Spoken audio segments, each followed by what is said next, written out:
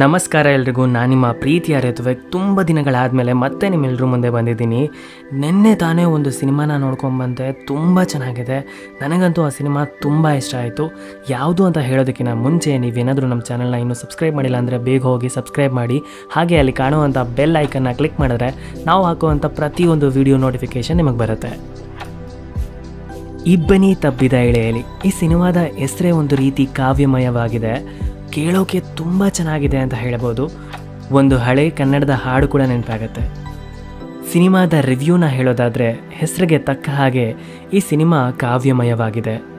ಈ ಸಿನಿಮಾದ ಕಥೆ, ಚಿತ್ರಕಥೆ, ಸಂಭಾಷಣೆ ತುಂಬ ಚೆನ್ನಾಗಿದೆ.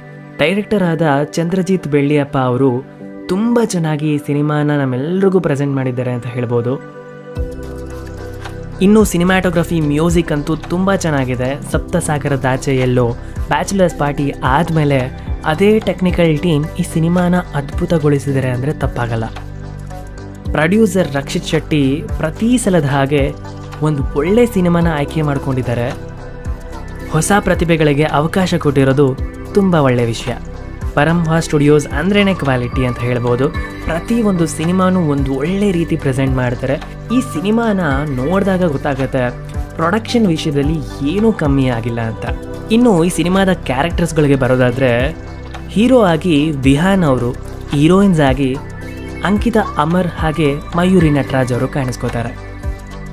ವಿಹಾನ್ ಸಿದ್ ಅನ್ನೋ ಕ್ಯಾರೆಕ್ಟರ್ನ ಪ್ಲೇ ಮಾಡ್ತಿದ್ರೆ, ಅಂಕಿತಾ ಅನಾಹಿತ ಅನ್ನೋ ಒಂದು ಕ್ಯಾರೆಕ್ಟರ್ನ ಪ್ಲೇ ಮಾಡ್ತಿದ್ದಾರೆ. ಈ ಪಾತ್ರಗಳ ನಡುವೆ ನಡೆಯುವಂಥ ಪ್ರೇಮ ಕಥೆನೇ ಇಬ್ಬನಿ ತಬ್ಬಿದ ಇಳಿಯಲಿ.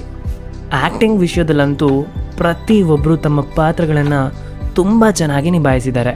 ಇನ್ನು ಕತೆಗೆ ಬರೋದಾದರೆ, ಸಿದ್ ಒಬ್ಬ young and aggressive cricketer, Anahita poetry ಆಸಕ್ತಳಾಗಿ ಕಾಣಿಸ್ಕೊತಾಳೆ. ಇವರಿಬ್ಬರ ಲವ್ ಸ್ಟೋರಿ ತುಂಬ ಚೆನ್ನಾಗಿ ವರ್ಕ್ ಆಗಿದೆ. ಯಾವುದೋ ಕಾರಣದಿಂದ ಇನ್ನೊಂದು ಕ್ಯಾರೆಕ್ಟರ್ನ ಎಂಟ್ರಿ ಆಗುತ್ತೆ. ಆದರೆ ಸಿದ್ಗೆ ಅವನ ಪಾಸ್ಟ್ ನೆನಪುಗಳು ಪದೇ ಪದೇ ಕಾಡ್ತಾ ಇರುತ್ತೆ. ಸಿದ್ ಅವನ ಪಾಸ್ಟಿಂದ ಹೊರಗೆ ಬರೋಕ್ಕಾಗದೆ ಏನು ಮಾಡ್ತಾನೆ ಅನ್ನೋದೇ ಈ ಕತೆ. ಮುಂದೆ ಏನಾಗುತ್ತೆ, ಅವರಿಬ್ಬರು ಒಂದಾಗ್ತಾರಾ ಇಲ್ವಾ, ಅದನ್ನು ನಾವು ಚಿತ್ರಮಂದಿರಗಳಲ್ಲೇ ಹೋಗಿ ನೋಡಬೇಕಾಗತ್ತೆ. ಆಲ್ ಓವರ್ ಹೇಳೋದಾದರೆ ಒಂದು beautiful feel good love story. ಈ ಹಬ್ಬದ ವಾರಕ್ಕೆ ಹಬ್ಬದ ಊಟನೇ ಈ ಸಿನಿಮಾ ಅಂತ ಹೇಳಿದ್ರೆ ತಪ್ಪಾಗಲ್ಲ. ಫ್ರೆಂಡ್ಸ್ ಆ್ಯಂಡ್ ಫ್ಯಾಮಿಲಿ ಎಲ್ಲರೂ ಆರಾಮಾಗಿ ಕೂತ್ಕೊಂಡು ನೋಡುವಂಥ ಸಿನಿಮಾ ಇದು. ಅಟ್ ಫೈನಲ್ ನನ್ನ ಒಪಿನಿಯನ್ನ ಹೇಳೋದಾದರೆ, ಇದೊಂದು ಒಳ್ಳೆ ಲವ್ ಸ್ಟೋರಿ. ಇದನ್ನು ನೋಡ್ತಾ ಇದ್ರೆ ತುಂಬಾ ಖುಷಿಯಾಗುತ್ತೆ. ಮೊದಲಿನಿಂದ ಕೊನೆವರೆಗೂ ನಾನಂತೂ ತುಂಬ ಇಂಟ್ರೆಸ್ಟ್ ಕೊಟ್ಟು ನೋಡಿದೆ ಅಂತ ಹೇಳ್ಬೋದು. ಯಾವುದೇ ಕಾರಣಕ್ಕೂ ಯಾವ ಜಾಗದಲ್ಲೂ ಬೋರ್ ಆಗೋದಿಲ್ಲ. ಈ ಸಿನಿಮಾ 2 ಗಂಟೆ 40 ನಿಮಿಷವೂ ಕೂಡ ನಮ್ಮ ಇಂಟ್ರೆಸ್ಟ್ನ ಹಿಡಿದಿಟ್ಕೊಂಡು ಕೊನೆಯವರೆಗೂ ಒಂದು ಒಳ್ಳೆ ಎಂಟರ್ಟೈನ್ಮೆಂಟ್ ಕೊಡುತ್ತೆ ಅಂತ ಹೇಳ್ಬೋದು. ಈ ವಾರಕ್ಕೆ ಒಂದು ಒಳ್ಳೆ ಕನ್ನಡ ಸಿನಿಮಾ ಅಂತೂ ಸಿಕ್ತು. ಈ ರೀತಿಯಾದ ಒಳ್ಳೆ ಕನ್ನಡ ಸಿನಿಮಾನ ದಯವಿಟ್ಟು ಚಿತ್ರಮಂದಿರಗಳಲ್ಲೇ ಹೋಗಿ ನೋಡಿ. ಸ್ಟಾಪ್ ಪೈರಸಿನ ಯಾವುದೇ ಕಾರಣಕ್ಕೂ ಸಪೋರ್ಟ್ ಮಾಡಿಬಿಡಿ. ಇದು ಈ ಸಿನಿಮಾದ ರಿವ್ಯೂ. ಹೀಗೆ ಇನ್ನಷ್ಟು ರಿವ್ಯೂಸ್ಗಳು ಬರುತ್ತೆ ನಮ್ಮ ಚಾನಲ್ಲಿ. ನಿಮ್ಗೇನಾದರೂ ಈ ರಿವ್ಯೂ ಇಷ್ಟ ಆಗಿದ್ರೆ ಖಂಡಿತವಾಗ್ಲೂ ಲೈಕ್ ಮಾಡಿ, ಇಲ್ಲಾಂದರೆ ಡಿಸ್ಲೈಕ್ ಮಾಡಿ. ನೀವು ಈ ಸಿನಿಮಾನ ನೋಡ್ಕೊಂಡು ಬಂದಿದ್ರೆ ನಿಮ್ಮ ಒಪಿನಿಯನ್ನ ಕಮೆಂಟಲ್ಲಿ ಶೇರ್ ಮಾಡಿ. ನೋಡಿಲ್ಲ ಅಂದರೆ ಬೇಗ ಹೋಗಿ ಹತ್ತಿರದ ಚಿತ್ರಮಂದಿರಗಳಲ್ಲಿ ನೋಡಿ.